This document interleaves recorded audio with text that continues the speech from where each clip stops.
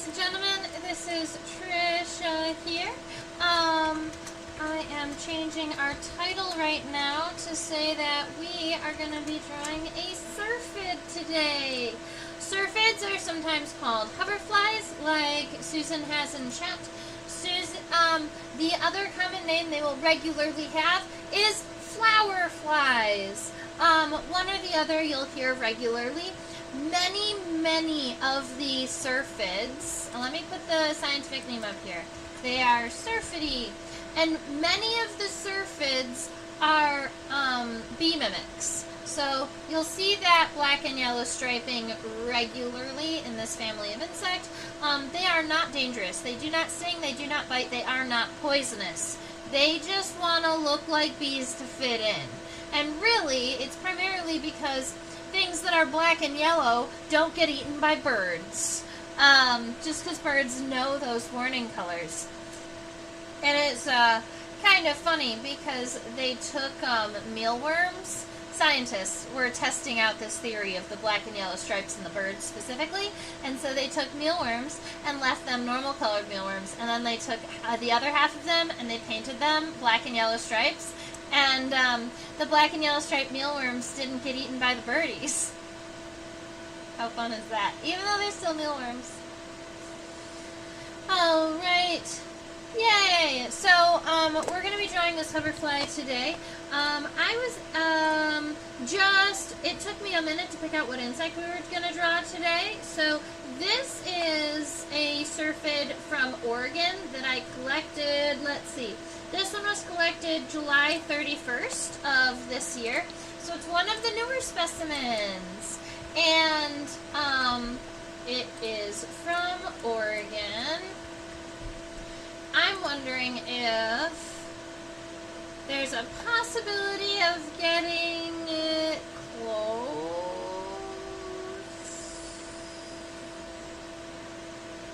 Nope. There are many, look at how many species there are. There are at least 112 common species of syrphids in Oregon alone. So, for me to get this down to a species level identification, I would have had to have picked it out maybe a little bit longer ago, and ran it through a key. So this one is going to go identified just to its family name, which is an alright one to do too. So let's see, right about here on the top of my paper, I'm going to write, I like the name flower fly over hoverfly. I do know that they hover, but I regularly see them. Now, I just want to go ahead and say, Susan, when we call them hoverflies, we do separate the two words, flower and then fly, or hover and then fly, because these insects are true flies. And when they're true flies, it gets to be two words. And that's how we annotate whether or not we're lying to you or not, right? Because if they're together, it's not real. Like dragonfly is one word, and it's not a true fly.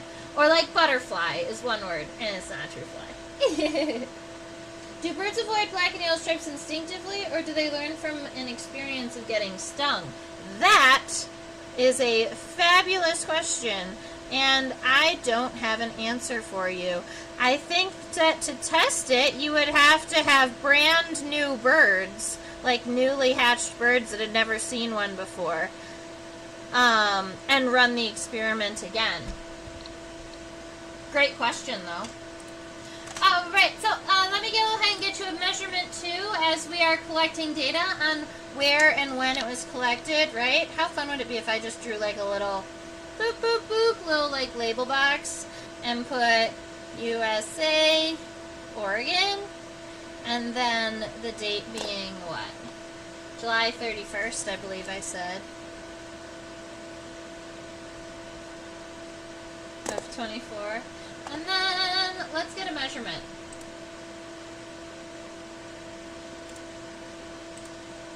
There we go. So, from the front of the head to the back of the abdomen, my measurement scale's in inches. Let me fix that really quick. Centimeters. Sometimes when I teach the kiddos, we talk in inches. Alright. The length of this specimen is 1.2 1 centimeters long from the front of the head to the back of the abdomen. That doesn't include the aristate antenna or the longer wings there. Very, very good. So, the syrphid. Normally I straighten them out at this point, but if I straighten them out, we're not going to be able to see the entire specimen, and I want to make sure we can see its entire body for ratio purposes, and then we can come back and straighten it out when we're doing it for realsies. Susan, no problem. I just wanted to make sure that you knew. Sometimes I forget what I've taught and what I haven't. Alright, so I'm going to say this head, a lot of times we start off with a very D-shaped head where the head's nice and round on the top. You see how up closer to the top it almost looks more pointed, and really where it goes away from the triangle is in the compound eyes, which we overgo anyway. So, here's the plan. We're going to kind of imagine it on our paper, make sure we're not going to make the head too big, and then start right about here. We're going to start with that horizontal line, kind of the bottom of the head. It can be slightly U-ed, kind of like that. Sometimes I'll make my lines straight in the beginning and then modify them as needed, but I'm pretty happy with this straight one. Now, I want to make sure that this corner kind of is rounded and this corner is kind of rounded in. But instead of making a really nice big D shape, what I'm going to do is I'm going to make almost like a triangle here. And I'm going to round out the top. I do make sure that it is symmetrical. So wherever the center of that line is should also be the center of that head triangle. Yes. I'm going to start with this shape. Because then I can make the compound eyes go past that line a little bit, but that'll give me a good starting shape for the head. Now, back behind the head, we do have the thorax. We are most likely looking at the pronotum and the mesonotum.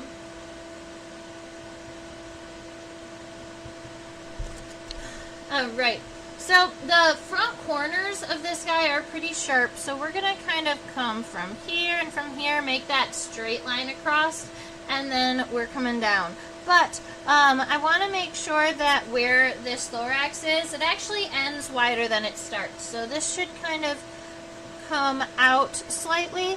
I don't want you to go like too far out. It shouldn't be way past the edge of the eyes. Just a little bit. And then we're going to make it angle back in. And then very, very, very gentle U. Not a really big one. And our goal is to make sure that it is as symmetrical as possible. Alright, so that's the center of the head. There is the center of the thorax. And now we're looking at the abdomen back here. Oh, there is something between the thorax and the abdomen. Sometimes we talk about these guys. That is the scutellum of this fly. The scutellum is spelled this way. And a lot of times the scutellum is connected to the middle thoracic segment, the mesonotum, but on flies it is at the end of the metanotum, so it's at the end of the third thoracic segment. Generally it's just a little additional segment between a pair of wings, honestly. The beetle scutellum tend to be kind of triangles, teeny triangles. Stink bugs and like true bugs tend to be really wide, thick triangles. And scutellums on flies tend to be kind of flat and D-shaped like this.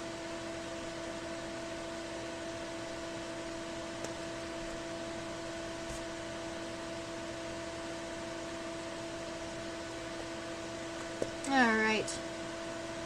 Boop-a-doo-boop. Okay. Make sure all your lines stay nice and soft while we're working this out, and I'm sure it'll get better when we zoom in. All right, now the scutellum is not connected to the abdomen. The abdomen actually connects underneath that scutellum, so it's connecting to the thorax here. I'd like to just make it kind of widen out from this point. And notice that the abdomen is wider than the thorax, so it's okay that that these angles get pretty wide. Yeah. And then, after they get nice and wide, we're just going to get a quick measurement for us. Let's check out some ratios. The head and the thorax, not including the scutellum, is 0.61 centimeters. And the abdomen, 0.62. 0.61. Okay, so here's a funny quinkydink. The head and the thorax are the exact same length as the abdomen, as long as you do not include the scutellum.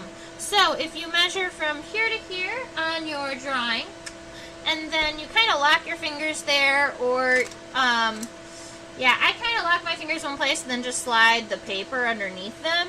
And then that, or I guess you could use a ruler, is going to be the length of your abdomen. So that gives you a little mark that says, all right, at least we know where our abdomen ends, to make sure that our insect is proportional. That's the word for it.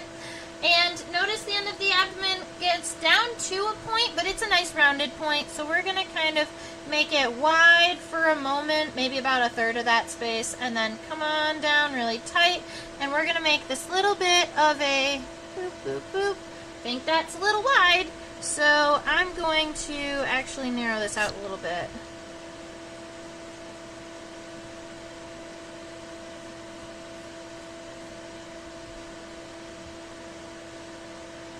We're almost there. I think this maybe.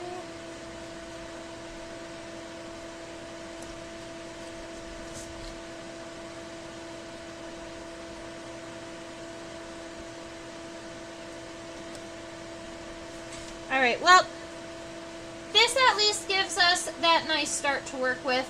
I do like to add where the wings are going to be. So the wings are right about here on the thorax. I would just draw them kind of like these C shapes right here on the thorax, so that we can then kind of follow those lines out.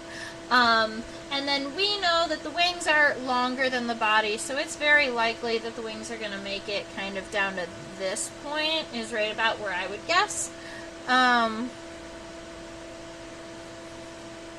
That's about going to be my thought.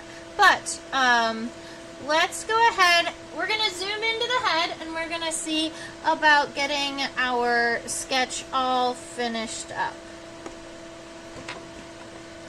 I love the triangular shapes in flies.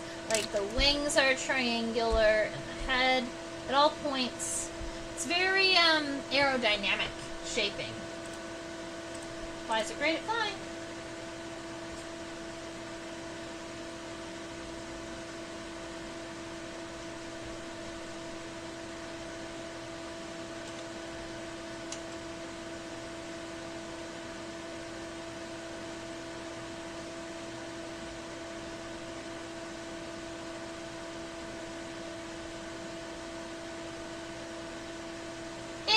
Cute little ocelli.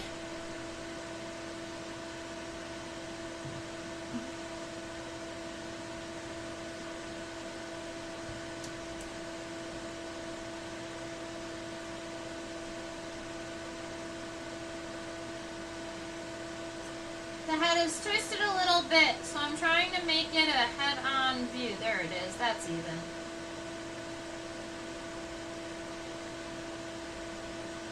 Oh, that's cool.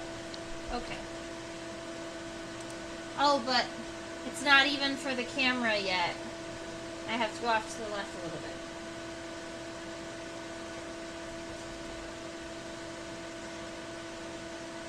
The camera is looking looking through the left lens and I look through the right lens. And so sometimes I laugh about it, but sometimes the shift in my view versus the camera's view is enough to make a difference.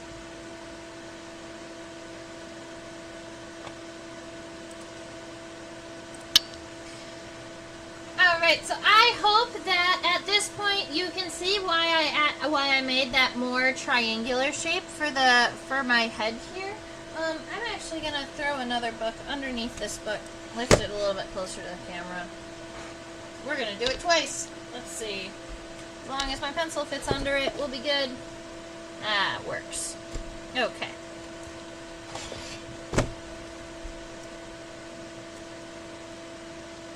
Great. Alright, so, we are looking at the compound eyes. That's where I like to start. Keep in mind that the ocelli, they're itty bitty teeny tiny, and they are right here in the center. So we're going to have 3 little simple eyes here. Let me go ahead and just give you some words. We're in the head, and the couple words you might hear, this is ocelli. Those are simple eyes. They can see shades and light and dark, but they can't really see shapes or colors, just like just light and dark sensors. Alright, so here we are. I'm going to say right about 2/3 of the way up. That's kind of where the compound eyes are going to stop. And we want them to come diagonally to almost the center of the head, but not all the way there because the compound eyes do not touch one another. Alright, so what I'm doing is kind of marking out our edges before I give us the lines. I'm also trying to imagine the ocelli, or the simple eyes, in place here so I don't get so close. So right about, oops, sorry, I moved it. Right about there, and then swoop over to that kind of really wide point on the head.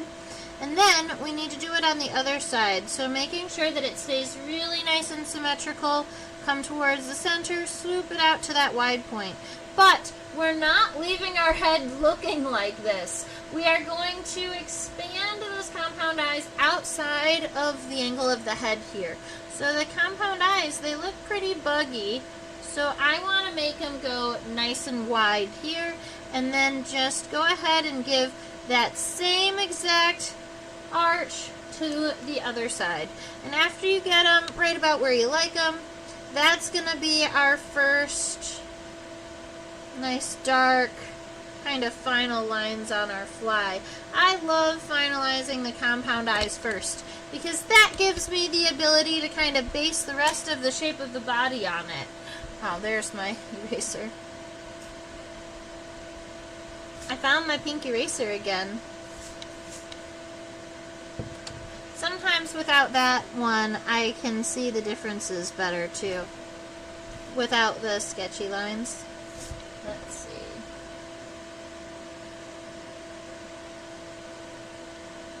I like the right eye. The left eye needs some work.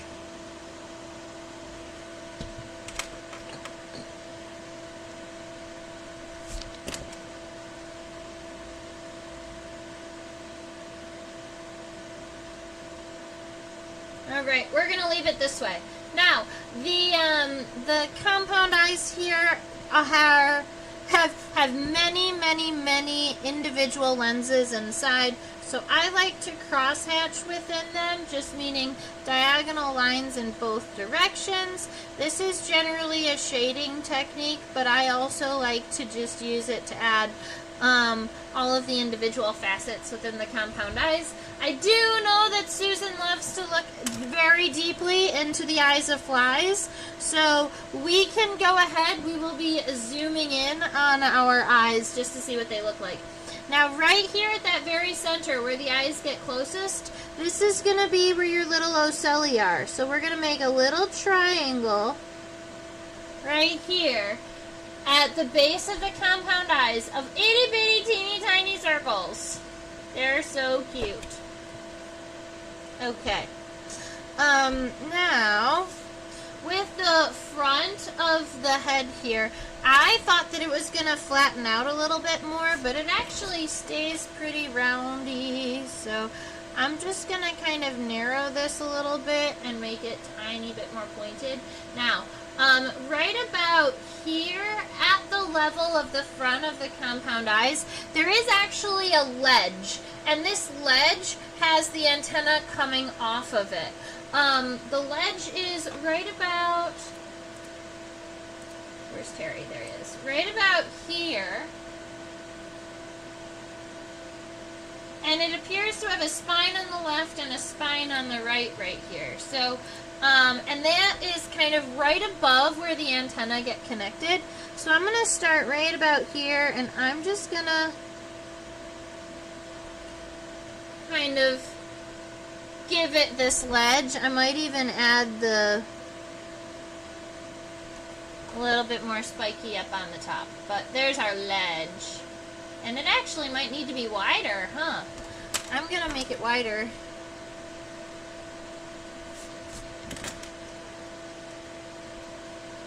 That's why you don't do lines too dark, Trisha. Alright. Because I think that they should be more... Yeah.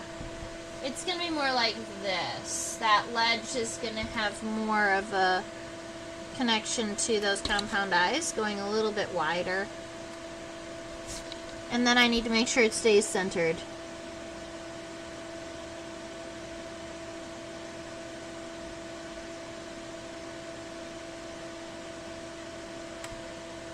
Yes! Best one yet. That's our goal. Cute little ledge there. And then the antenna are going to connect underneath that ledge. What else do we need to see before we move our viewer? We do need to just go ahead and sketch out the back of this head here. I'm actually pretty happy with this shape we have. So this little U shape that kind of flattens out at the middle, that's about the right shape that we're looking for. And then I don't want to darken the front of the head until we finalize the antenna. Now, from the top down perspective, the antenna just kind of look like little short, multi-segmented here. But this is what it looks like from a lateral perspective. And that lateral here, these antennae are called aristate antenna. Aristate antenna actually have little hairs coming off of them. So if we see right about here, there's this cute little hair that comes off of it.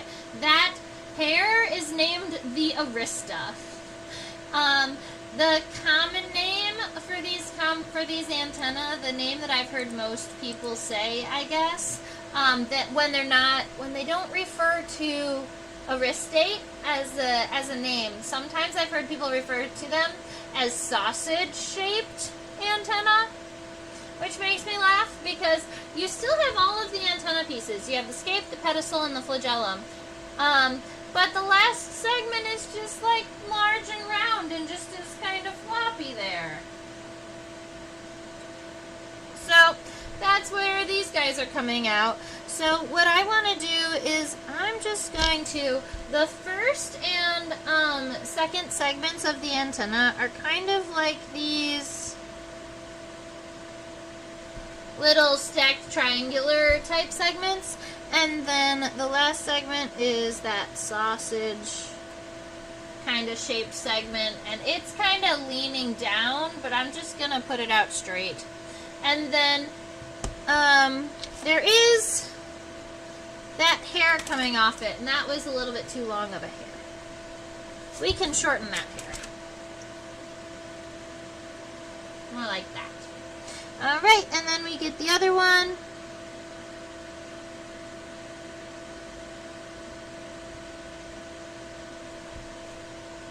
So now we have, oh, that left one isn't as large as the right one. But fun thing about insects is that all insects are symmetrical, at least in their body shape and their features. Their spots and patterns are sometimes not, but insects are symmetrical. So try and hold to that. Now, I can finish off the front of this head. I was happy where the shaping was. I just wanted to make sure that I left space for those cute little antennas, so we're going to leave it kind of like that. And then if there's any additional little sketchy lines or little light lines that you don't need anymore up in the head, this is the time to fix it, because we are going to be moving on.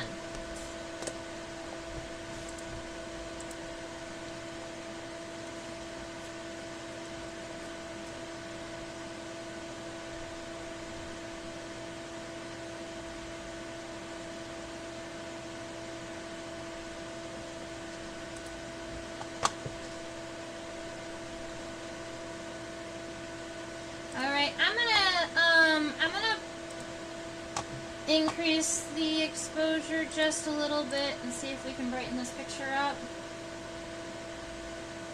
The white will be super overexposed, but it's gonna help with the shape of this thorax and the colors on it. When we zoom into pretty much every insect, they all do have little itty bitty seedy or little itty bitty hairs. Even the insects that don't look hairy and don't look fluffy, if you zoom in close enough, most of them have hair. At least somewhere on their body. Alright. So, for this, we're just going to call it the thorax, the thoracic region. On this thorax here, it is very sharp. Those corners are super sharp up there. Make sure that the top of the scutellum is pretty straight. So I'm gonna just go ahead, and I'm pretty happy with this and these corners here. Alright, so we're good with those. Now, going out, I picked those wings up a little bit.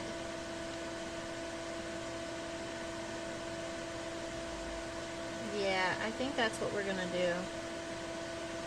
Okay, so, coming on down, I want to create this diagonal line all the way down until we have that wing there. That wing is where we are going to stop.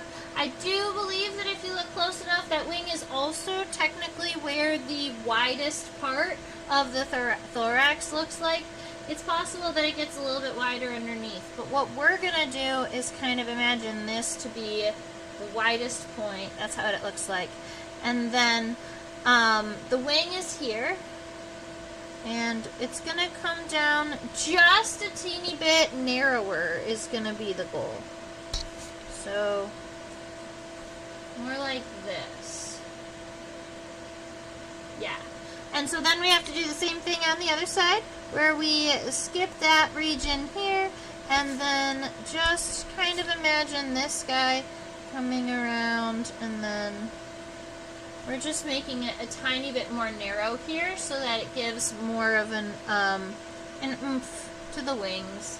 And then right across the bottom here, where it meets the scutellum, that is fairly flat. So we can go ahead and get that all situated. I think we did really good on the thorax for when we were first going. Now, there are a couple of additional things we can add to it, like that stripe on the side of the thorax here, that really nice light stripe. There are color characteristics that help you identify syrphid flies. So,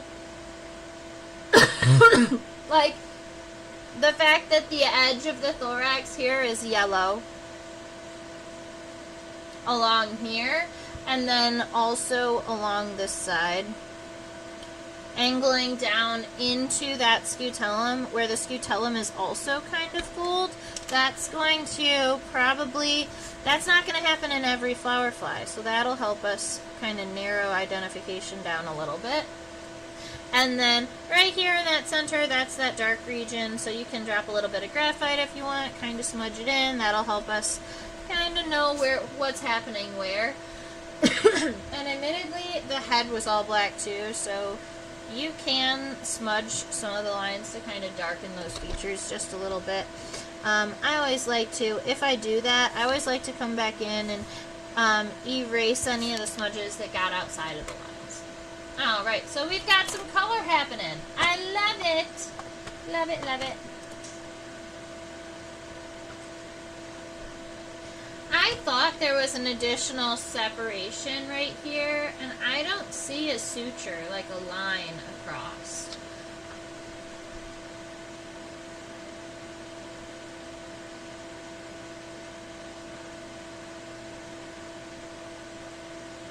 I can almost imagine one, but I really don't see it. Okay. We are... Look at that shiny scutellum. That's kind of cute. All right, the scutellum, let me go ahead and give you that word again. Just in case you're labeling your drawing.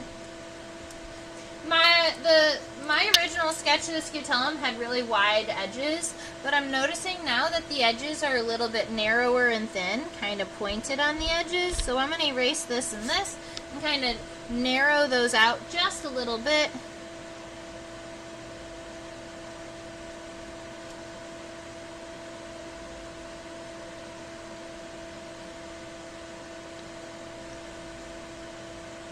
Almost there.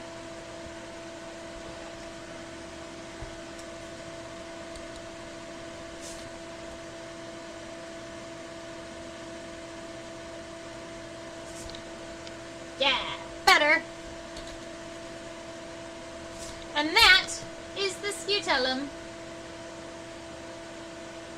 The scutellum is a nice, really pretty gold, so we're not going to worry about that for shading or anything. But we can shade in these next dark regions of the abdomen, where we have the striping like a bee.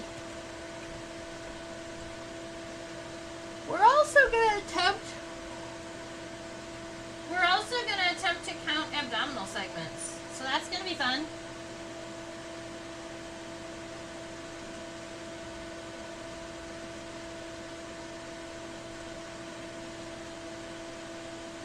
One, two, three, four, five, six.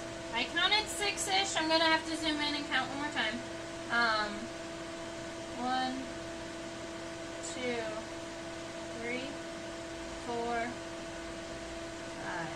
1, 2, 3, 4, 5. I am counting 5 abdominal segments. Those are going to be, the first one is really tricky to see. It's all black and it is pretty close to the base here. We already have a nice kind of light sketch of our abdomen to work off of. I am noticing that my abdomen, I kind of want my abdomen to be a little bit more narrow, so I'm just going to narrow this out just a tiny bit.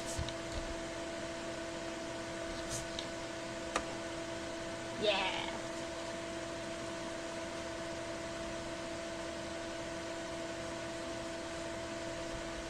Okay, so that first segment is completely dark and it's very short. It goes from here to right about here, and that first segment goes underneath the scutellum. So it's a really tricky, the line might come right under the scutellum. Is it visible from the top? It is visible from the top. So this first segment kind of comes here and is going to go right through there. So that's going to be your first abdominal segment. Now, A2 is this entire segment from here all the way down to here. So this yellow and black stripe together, that's A2. This one is 3, 4, and then the 5 is that corner one. So A2, 3, and 4 are all pretty wide and they're all sub-equal. So 2, 3, 4, and then a smaller triangle. I actually need to make mine a little bit bigger. So what I'm going to do is kind of measure now from the bottom. So I'll say, alright, if this I would say right about there. I think that it just needs to be a little narrower. We're going to keep getting this narrower until we get it to work right.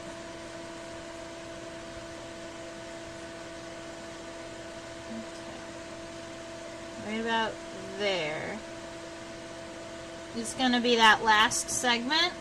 And then I need 3 equal segments above it in here. So we're going to go 1,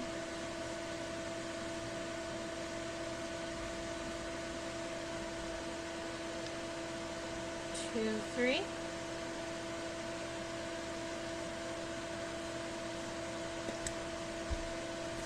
Yeah, that looks about right. So little itty bitty, 3 big ones in the center. That'll give you our numbers properly. So the abdominal segments on the edges, they're not bulging away from the corners or anything. Everything is very smooth around. So I'm just going to make this nice and smooth here. Now, one thing I do want to note is up here on the top of the abdomen, instead of just coming straight into this arch here, there is a little bit of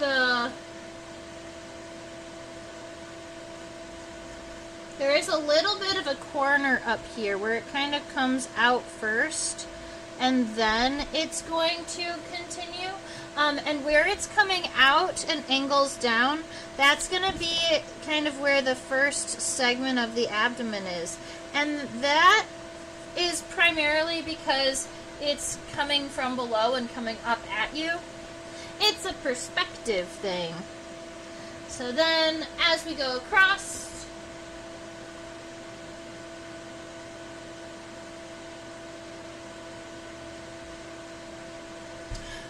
this line is going to U just a little bit. So from here at this all the way across, getting very, very close to that scutellum, practically touching. Okay.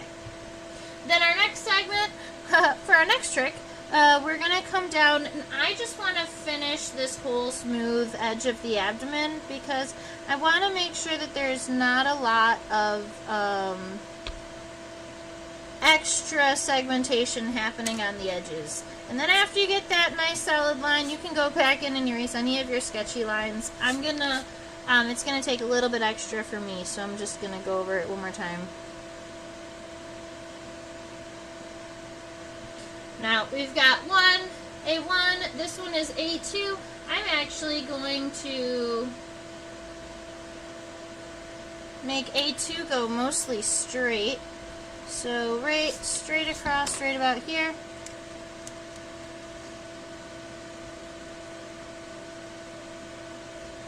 Now right, and then this one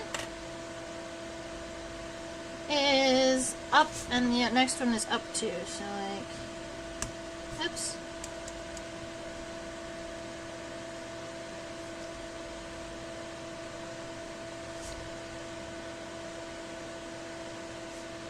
Alright, that gives us the actual segments of the abdomen of our syrphid fly. I'd like us to point out there is a good amount of coloration happening in that black and yellow stripes, so we might as well go about getting it in here. So along the top, right about in the middle of that second segment, not on the top of the segment, but right about here, we've got that triangle of yellow that's going to reach towards the center, but it's not actually going to touch the center because these stripes don't touch each other. They just come towards the center. And that's not even.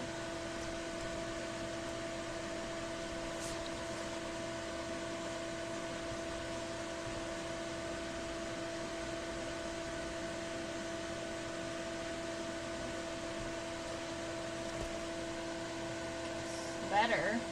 Okay. The next one, I'm just going to add this V here to start, right about here. And then we're going to just stripe both over. So this one, and this one, and then this one, this one. Just make sure that that's a pretty V in there.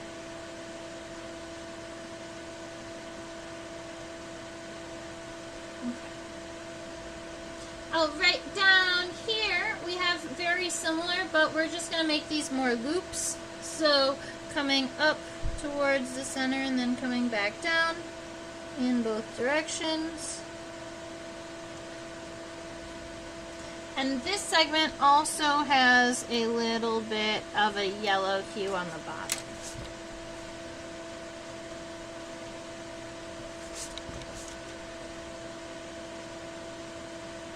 Now, we know how to identify that it is a fly, right? It has a wristate antenna. Those are specifically fly antenna. But it also has only 2 wings. And it also has what we call halteres. They are spelled like this. And when we go and zoom in and look at the haltere, we're going to be looking at right underneath the front wing. And we actually have to zoom down a little bit. There we go. So we have to zoom down a little bit to see it, but it's coming out right about there. It's actually coming out where the second pair of wings would have came out if they had wings. Now, flower flies have halteres just like all other flies, and the haltere is essentially like a fly gyroscope.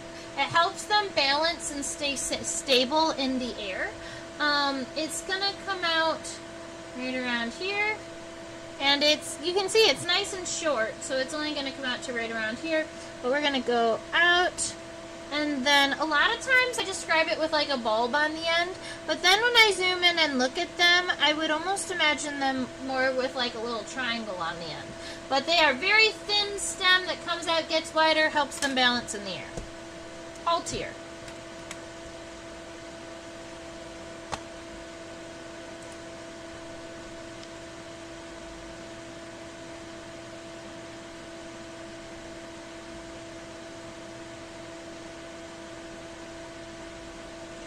So we know how to identify it as a fly. But to get a fly down to a hoverfly or a syrphid fly, you actually have to use a characteristic that exists in the wings.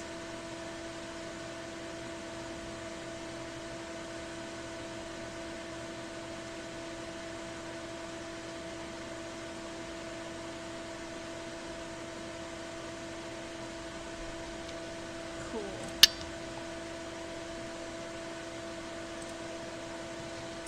Alright, so first, I want to make sure that I get the wing shape all right. I got that estimate in the length, but I'm going to have to kind of reshape this wing out a little bit. I'm thinking that it comes out kind of narrow away from the body, kind of like we already have it here. But then once it gets kind of right about here past, it does kind of widen down towards the body a little bit. It's going to cover a portion of a 1, 2, 3, and 4, and then separate. So we're going to come kind of right about there.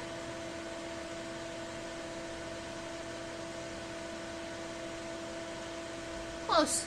Happy. Alright, so we're going to bring that down and come over, and then this is going to kind of stay diagonal all the way out to that edge. So the wings do tend to be kind of pointy also. And then I'm going to finish this one up. Whee! I'm a general. Whee!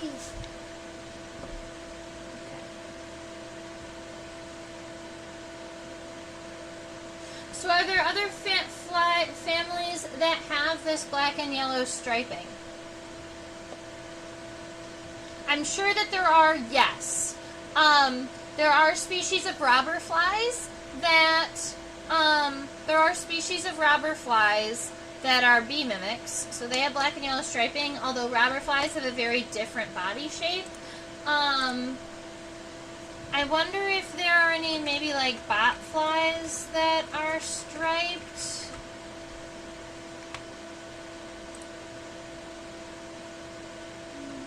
There are some black and yellow striped botflies, but they, even them, have different kind of characteristics. So,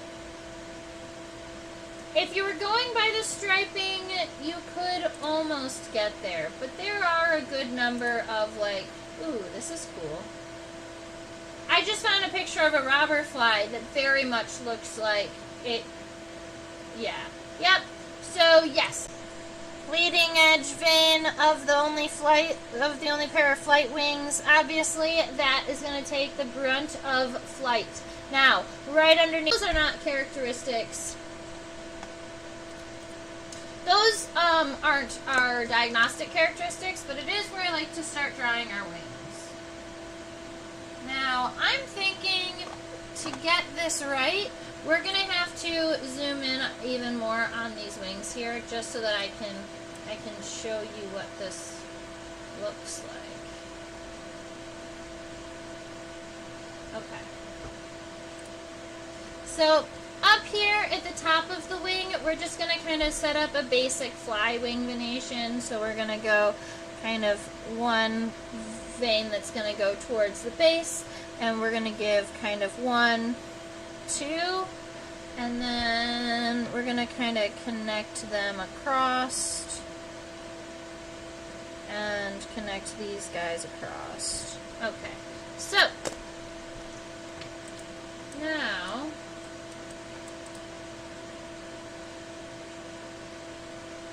this is what I want to see. You got that one, you got that one. This one is coming down.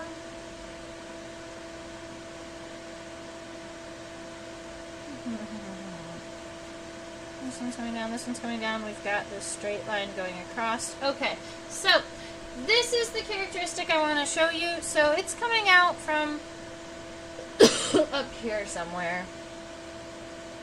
It's coming out from like up here somewhere.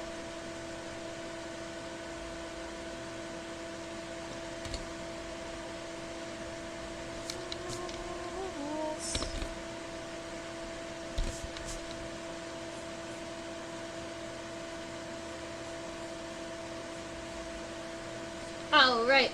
There is the wing vein that we're looking for is going to be this wing vein right here.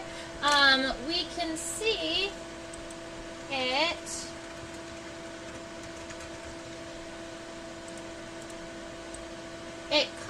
We can see it coming down right here. It crosses this line and then kind of continues on.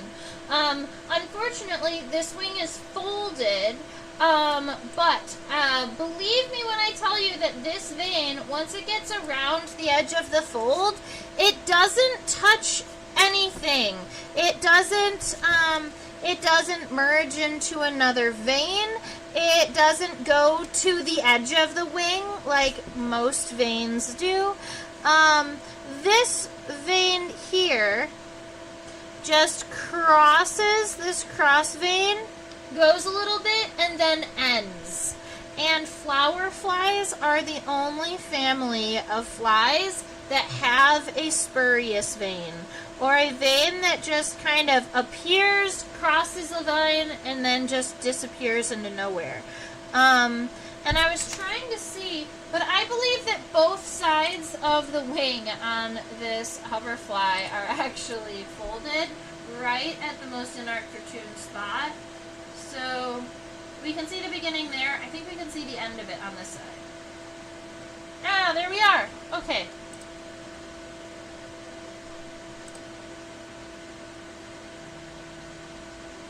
Right here.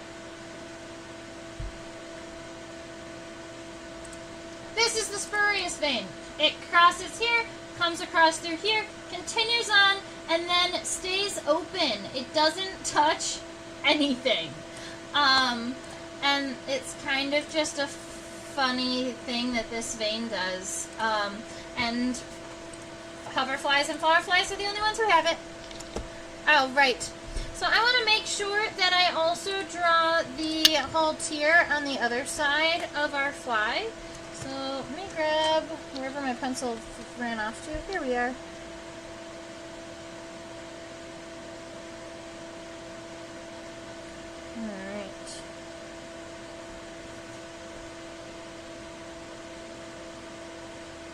actually pretty happy with our drawing today. I don't know if I'm gonna... I do want to add at least this part of the wing. I don't know if I'm going to add the other wing tonight. Alrighty. Let's see. Oh, right, there's that rubber belly that looks like it's still bumblebee skin. It's wearing it. Yes, exactly. There are really, really fluffy robber flies that we love. I actually have one of them. Do the veins actually carry fluid ongoing? I know they help to pump fluid into the wings when they are unfurling after metamorphosis, but are they empty after that? Yes, they are empty after that. The, after the wings grow fully, so the fly has to crawl out of the pupa, just like a butterfly, it has to blow out its wings or push its body fluid through its wings to expand them, but then the wings have to dry. And the drying process starts with cutting the circulation off of the wings and then beating them until the fluid that has filled them is no longer there. So when a butterfly or a fly like injures its wings, it's not going to bleed out because essentially it's at that point it doesn't even have any nerve endings, so it's more like hair or fingernails.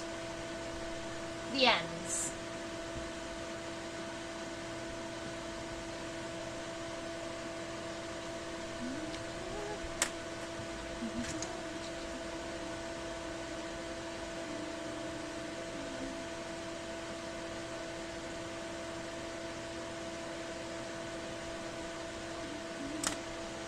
Okay, so, let's see. I don't know about you, but I'm kind of not feeling like legs tonight. You want to go look at them? Let's go look at the fly.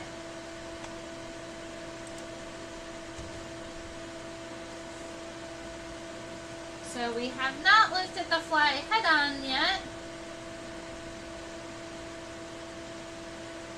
Look at how cute he is.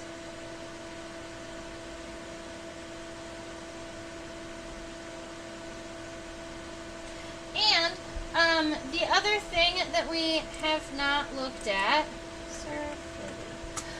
is we haven't zoomed in all the way to the compound eyes. So let's go do that.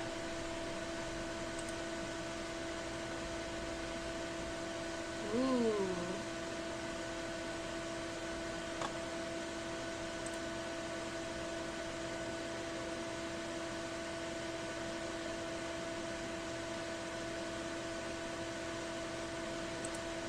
Watch this. This is really good.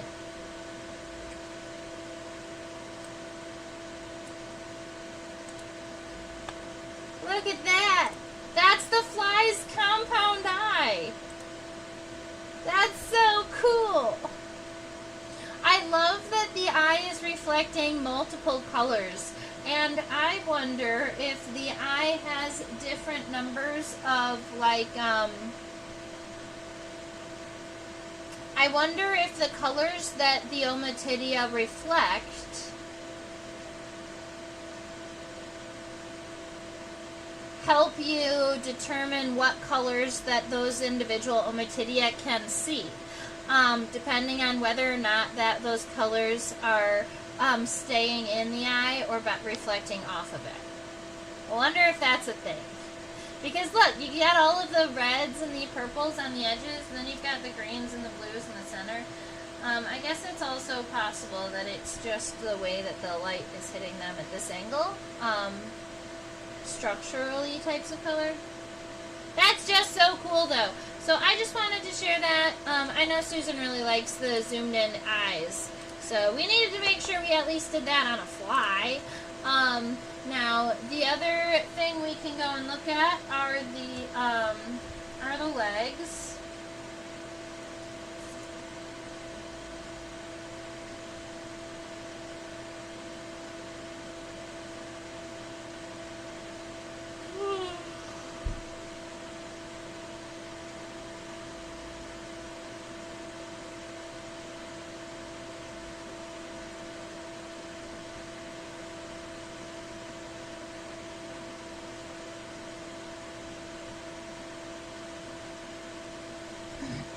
there we go. So, on this insect, I guess I put the middle legs moving forward, but I do believe that, naturally this fly would be, would have its middle legs moving in a backward direction.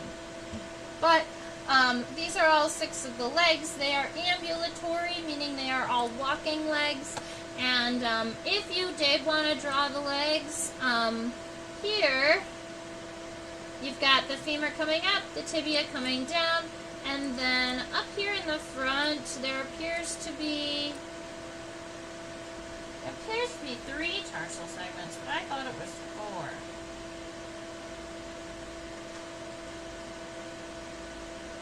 This one down here is also a leg. 1, 2, 3, 4.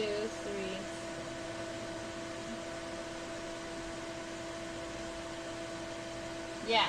So this longer segment is 1, and then there are 3 kind of more square segments, and then a round segment. So it almost looks more like there's 5 segments here. Yeah. Looks like they're going to have 5. So there's 5 in that front leg. Right here in the middle leg, this is 1 segment. So this is 1.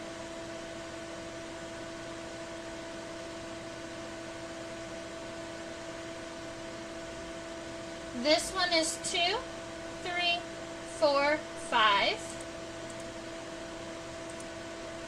And then, if I scooch all the way over to that hind leg and then refocus it up,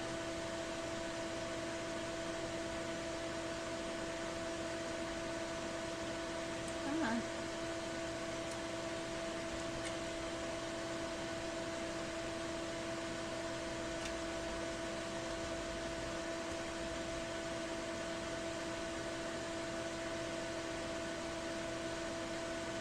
Okay, so we have the femur going up, tibia coming down. This first tarsal segment is really nice and long. It's almost as long as the tibia, in fact. Then this is 2, 3, 4, 5. And they all get smaller and smaller until you get to this end. Now, the end of the legs do look kind of funny to me. So I'm just going to go ahead and zoom in at one of the feet, because I think something weird is going on.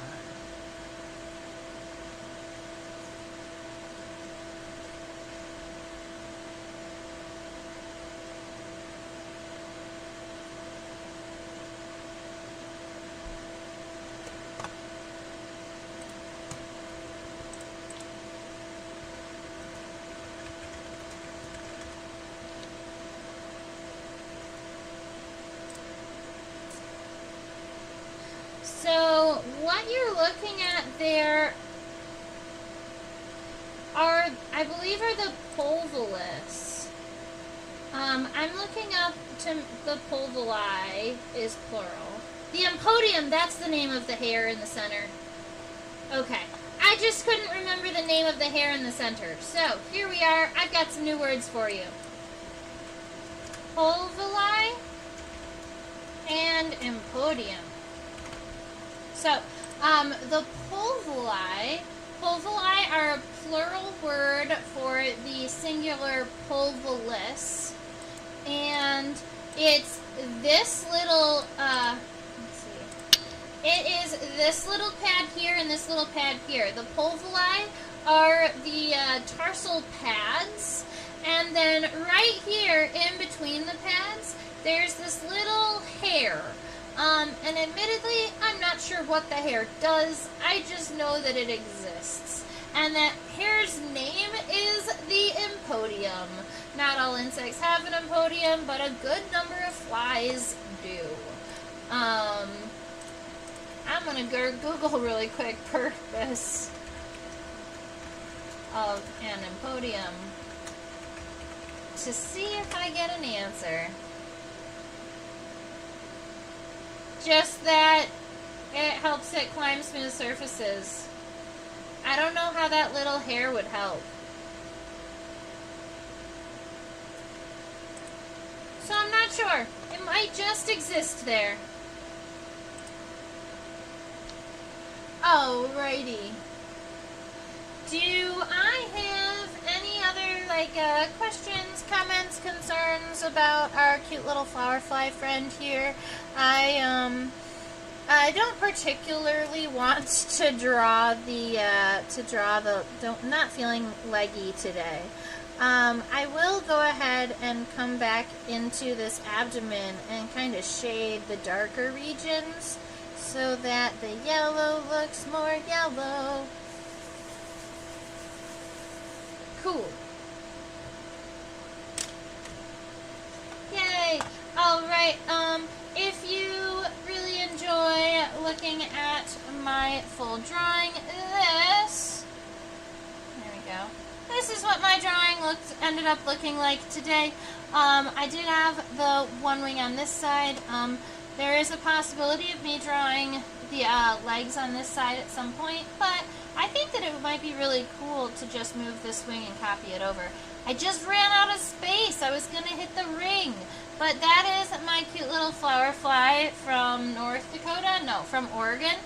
I also teach on a platform called OutSchool. My classes are going crazy right now. I'm just about to start teaching a class for a high schooler who is prepping for the insect competition of Science Olympiad. So that's going to be a fun one for me. And if you know any other Science Olympiad students, I'm going to have testing and helpful stuff for those classes. So that's going to be fun. Remember to subscribe. If you're not subscribed, you haven't been able to chit-chat with me. And we have had more than 2 people almost the whole time, and only 2 people have chatted. So if you are the one out there and you're not subscribed, this is your reminder. Please do that. That would be awesome. We really appreciate you. Support little itty-bitty YouTube channels. And this is to monetarily support. If you'd like to buy me a coffee, or to help me keep my insect collection up to date. I just got all of these insects well, we're going to say 90% of them are newly pinned from this year, they are awaiting their locality labels before they get put into the main collection. And those are not the only ones I just kind of have sitting around hanging out with me. I've got all kinds of fun stuff just kind of joined my office table. Cicadas from this year. Got an antenna we have to look into. Oh yeah, and this one! You all will like this, because there's a little moth in it.